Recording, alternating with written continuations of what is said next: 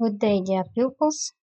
Құрметті оқушылар, бүгін біз 9 сыныпқа арналған 2-ші тоқсанның тжб-сын талдайтын боламыз, яғни 90-дық жиынтық бағалау. 90-дық, яғни тжб-мыз бізде 4 тапсырмадан тұрады. Listening, бірінші тыңдалым. Listen to the dialogue. What advantages of global warming does Josh mention? Choose 3 answers from A to E. Яғни мешітте 5 тұр, соны 3, яғни біз артықшылықтарын көрсетуіміз керек. Ненің? Бүкіл әлемдік жылу. Advantage 1, 2, 3, үшеуін. People can swim throughout the whole year. Яғни күн жылып кетсе, жыл бойына, яғни адамдар үнемі жуыналады, шомылалады немесе. Some cities away from the beach will become summer resorts. Яғни жағажайдан алыс тұратындардың өзі де жазда жақсы туристік жер болып табылатын еді. People save money on purchasing heavy items of clothing. Яғни ауыр киімдерден құтылатын едік, солармен ақшаны үнемдейтін едік. Тек қана мысалы жаздық киімдер ғана алып жүреміз ол кезде деп 3 артықшылықтарын айтып жатыр. Мына екеуі, яғни бұл жылуға қатысы жоқ болғандықтан ол екеуін алмаймыз.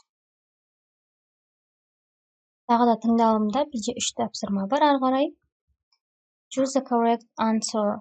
Дұрыс жауабын табуымыз керек. 4. According to the scientists, global warming will lead to flooding. Яғни бүкіл әлемдік жылу болса, онда мұхиттар, мұздар әсіресе олар нестегендіктен, ерігендіктен бүкіл әлемдік, яғни не болады? Су тасқыны болады, flooding. Okay, next. 5. Richard tells Josh that he will be able to swim in his back garden because that a lot of cities will also flood along with the one they both live in. Ричард, яғни Джошқа айтып жатыр, бізде бақшамызда жуын аламыз, егер су тасқыны болса дейді. Josh says petrol would be affordable because there will be no hinders in the Arctic. Яғни бізге одан кейін бензин керек болмайды, өйткені біз жылытпаймыз, яғни бұл жерде как май керек болмайды. Өйткені Арктик одан кейін болмайды. Міне бір жауаптары. 6 сұраққа 6 балл береді екен. Reading stars want to save the world. Жұлдыздар әлемді құтқармақшы. Бұл жерде кәдімгі әншілер, актерлер, солар жұлдыз деп тұр. Енді біз неге тоқталмай қояйық, яғни текстке өткен жауабын дайындап қойдым. Complete the sentences using the words from the text. Яғни біз сол тексттен қарап, мына жерге жазып қойдық. Generous дегеніміз. The celebrities are considered not only attractive and gifted, but also generous. Яғни жұлдыздар немесе сол танымалды адамдар тек қана тартымды емес, сонымен қатар олар өте қолдары ашық. In Hollywood, some celebrities are worried about the world and the environment. Голливудтағы кейбір сол танымал адамдар қоршаған ортаға жандар ашиды. Осы жерде қоршаған орта environment деп текстін алып жаздық. Some celebrities allow to print their photos in the magazines to make a donation. Кейбір жұлдыздар, яғни олар фотоларын шығарып, немесе журналдарға салады, олар бір-біріне нен жеткізу үшін, яғни мысалға бұндай бір ескертулер жеткізу үшін, donation. Next task, match the sentences with the halves to make true sentences. There are 2 extra options. Бізде 4, 5, 6 деп сөйлем беріп тұр, соған мына 5-інің 3-ін ғана қойымыз керек, 2 артық қалады сонда. Мен 3-ін бегірек қойдым, дегенмен бұны ретімен қойымыз керек. Біріншінде B. Leonardo DiCaprio doesn't use private jets because this person refused comforts to be environmentally friendly. Яғни Леонардо Ди Каприо үнемі жеке көліктерін қолданбайды. Себебі ол қоршаған ортаға өзінің сондай ортада жүргенді ұнатады. Matt Damon made a documentary running the Sahara because This person wanted to help needy countries. Мэтт Деймон деген адам сондай бір фильм шығарады, себебі ол сондай қажеті бар адамдарға көмектескісі келген екен, сол туралы айтқысы келген. Scarlett Johansson didn't go to the Oscars in 2007 because this person found it more useful to travel rather than attending Academy Awards. Яғни Scarlett Johansson деген адам 2007 жылы Оскарға тіпті бармапты, себебі ол яғни одан көрі саяхаттағанды жөн көрді. Сонда міне 3, мынау қалған 6-ы, сонда болғанда 6 балл 6 сұраққа. Writing, енді мынаны жазуымыз керек. Жазылым. You are a charitable volunteer in your city and always give a hand to those who are in need. Clean the apartments of the disabled people. Bring food to animal refuges to feed homeless animals. Organize campaigns to raise money and collect toys and clothes for the local orphanages. Your new idea is to write a formal letter to the local mayor to ask him or her for any help he or she can provide to help your charity organization. Include in your letter the following information. Енді біз хат жазамыз. Хатта біз сол жергілікті мысалға басшыдан біз көмек сұраймыз. Себебі бізде көптеген проблемалар бар деп. Соның ішінде title, яғни тақырыбын жазуымыз керек, не істейміз, оны қалай сұраймыз, яғни. Яғни мысалы мүмкіндігі шектеулі адамдардың мысалға тұрып жатқан жерлерін тазалап беріңіз деп сұраймыз.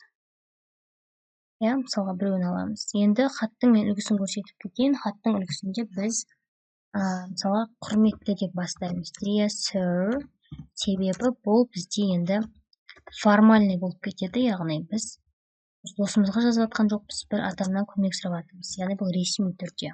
Dear sir, local mayor деп кетейін. Бұны оны сендер бір адамның атын қоясыздар.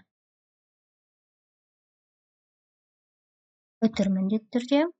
Не үшін жазып жатқанымыз жазылады. I want to tell you about. Мен сізге айтпақшымын. About the disabled people. Яғни мүмкіндігі шектеулі адамдар туралы айтып берейін деп жатырмын мысалға.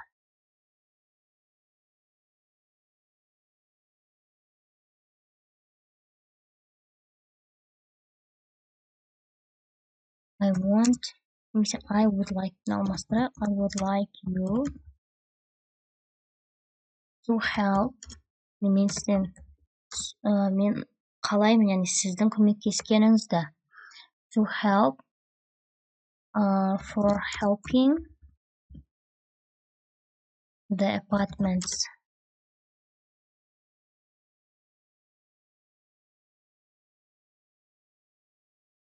Of these people. Осы адамдардың, яғни квартирасын тазалауға көмектескеніңізді сұраймын. Енді бізге ол үшін не керек? For that you can. Ол үшін сіз бізге адам бере аласыз ба? You can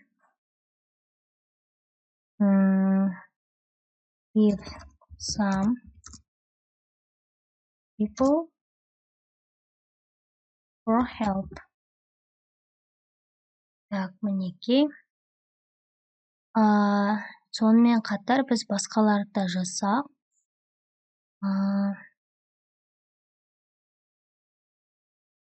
Кім екенімізді өзіміздің, біз волонтермыз, я? Because it is good thing. Бұл жақсы нәрсе, яғни олар көмектескенімізді айтып жатырмыз. It's good thing to give a hand to those who are in need. Біз беріліп тұрған тапсырмадан алып жатырмыз, соны қайталап. Осылай жазамыз. Енді біз оған, яғни үміттенемін деп жазып жатырмыз. Сізге жауап беруіңізді. I hope you answer to my letter. Енді біз үнемі аяқтаймыз. Жақсы тілектермен. Best wishes. одан кейін нүкте қойылмайды және кім екендігі айтылады. Charitable volunteer. Немесе сен өзің атыңды жазсаң да болады, немесе біз волонтермыз бұл жерде.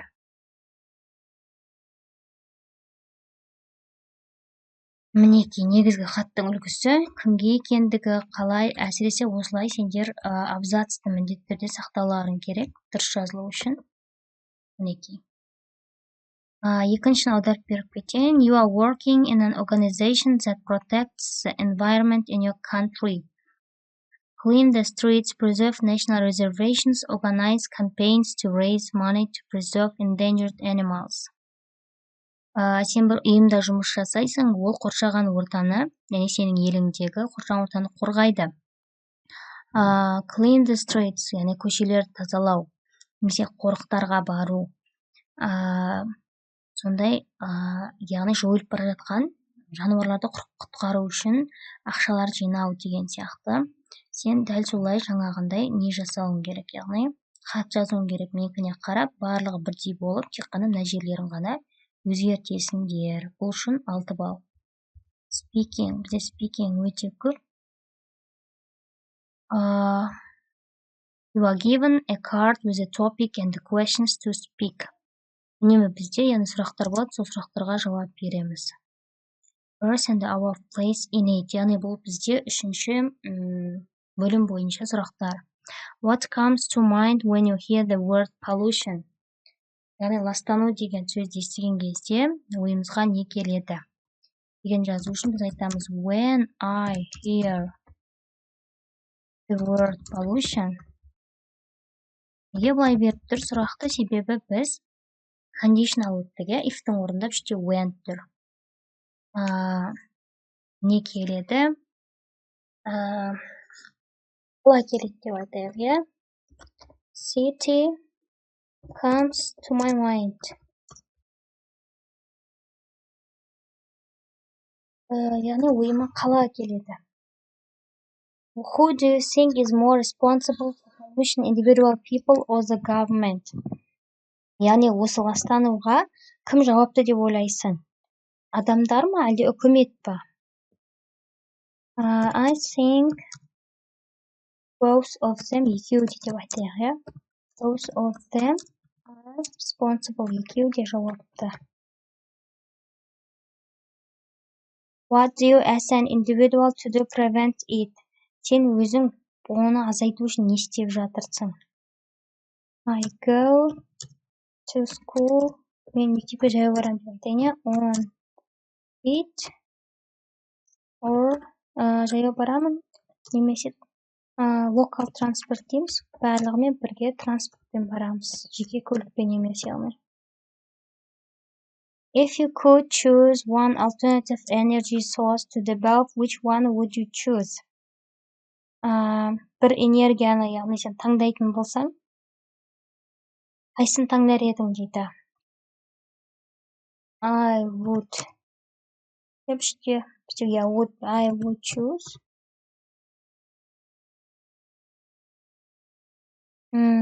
Sun energy, күннің энергиясы керек бізде. Неге деп тұр? Why? Because it is useful for us. Ол бізге пайдалы, иә? Кішкентай баланың өзіне күн сәулесі керек мысалға. Okay, cut to what are some things that can be recycled? Яғни recycle бұл қайтадан өңдеп шығаратын сондай заттар бар ма? They are, мысалы қайтадан қолданып шығаратын, олар мысалы қағаздарды қайтадан қолданамыз, иә? Paper, немесе bottle, яғни баклажканы қайтадан қолдансақ болады. And box, мысалы картонды да қолдансақ болады. What are some things that your community is doing to help the environment? Сол қоршаған ортаны қорғау үшін сенің басқа да ұжымдарың не істеп жатыр дейді. They are. Не істеп жатырмыз біз? Қоқыс тастамауға тырысамыз деп айтайық. They are trying To stop rubbish дегеніміз сол қоқысты ұстау. What are some ways that you can reduce pollution in your country? Ауаның ластануын азайту үшін не істейміз? The ways are, яғни жолдары. Оның жолдары қандай? The ways are, мысалы, велосипед айдау. Ride a bike. And not to smoke. Сол темекі шекпеу деп жатыр. Do you think global warming is an effect of pollution? Сенің ойыңша сол жылыну ол ластанудың бір әсері ма?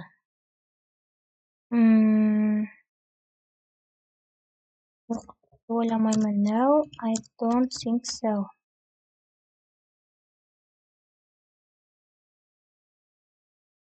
Next. Енді бізде charities and the conflict.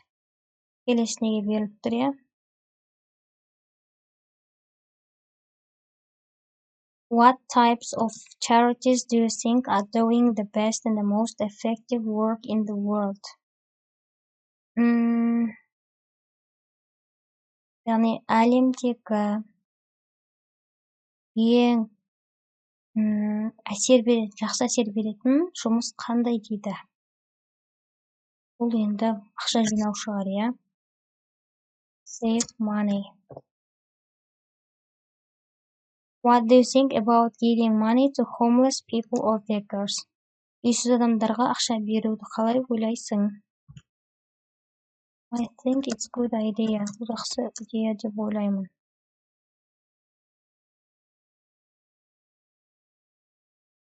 Do you think it's better to give time or money?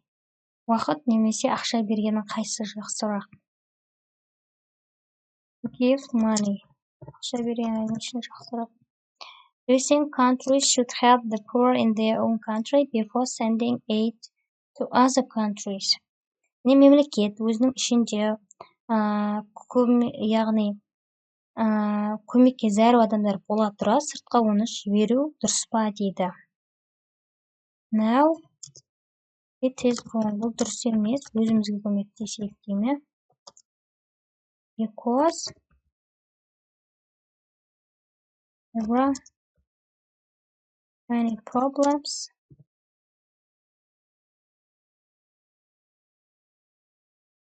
in my country. Өзіміздің елімізде де бар, неше түрлі проблемалар. Okay, next. What do you think are some important charities people should give to? Ең маңыздысы қандай дейді?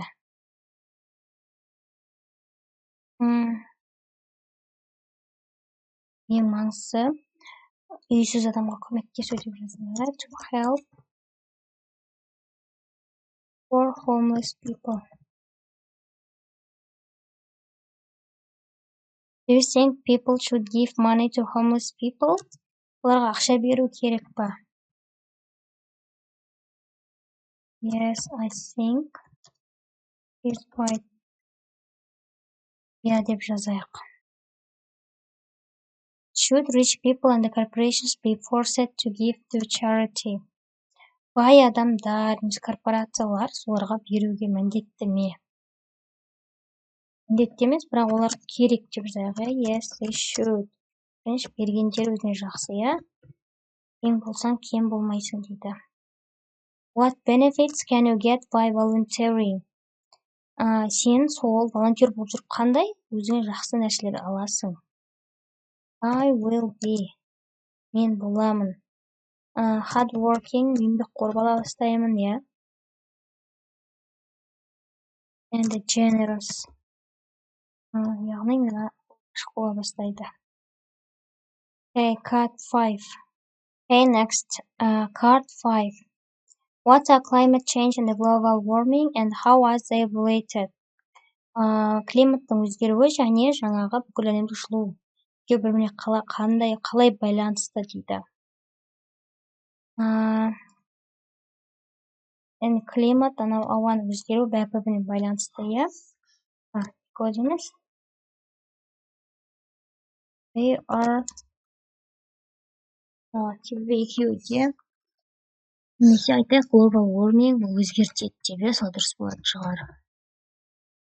Global warming will change the climate.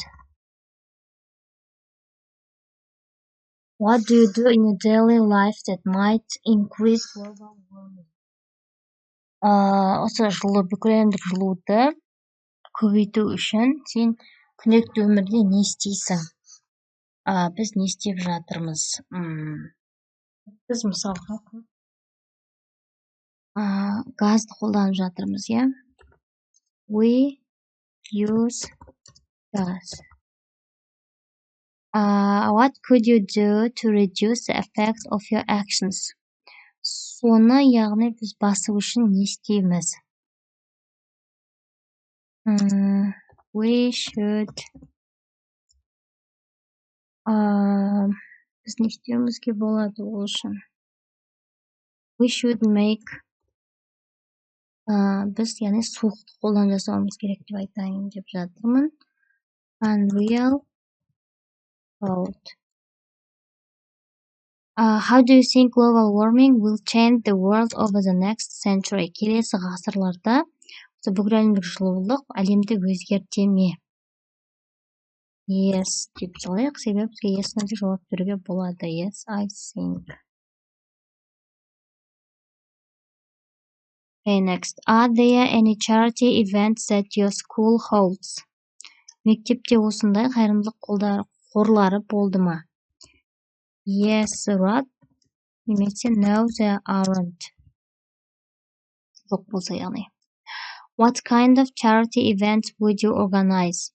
Яғни қайсысын сен ұйымдастырдың? Мысалға save money. Біз ақша жинаймыз көбінесе, иә?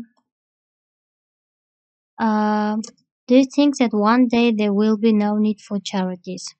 Ойлайсың ба, бір күні осылай, яғни көмегі жоқ адамдар болады деп? Yes, I hope. Я үміттенемін деп қояйық, иә, жақсыға үміттенейік. Do you agree with the expression charity begins at home? Осымен келісесің ба дейді. Жалпы қайырымдылық деген үйден басталады.